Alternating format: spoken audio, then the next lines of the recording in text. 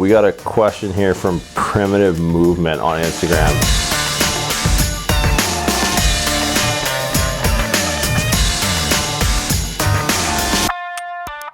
Transitioning from chucks to ollie shoes for squatting. Now, this is a good question. A lot of times people do this as a crutch to mitigate poor ankle mobility, right? They're not getting depth in the squat. They're not getting that triple extension through the ankle, knee, and the hip.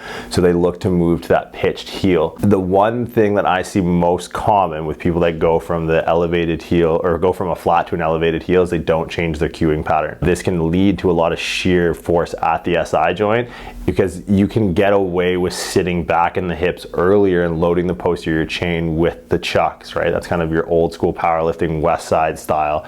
You want to sit back. Well, if you're not wearing a single ply or multi-ply suit, you don't really have much protecting your SI joint when you try to load a more knee dominant squat with the Olympic lifting shoe. So when you do prop up on that ollie shoe, that heel lifter, one thing you're going to want to know is we're breaking in the knees and the hips at the same time, where when we load in chucks or flats, we can actually load almost the hips primarily first.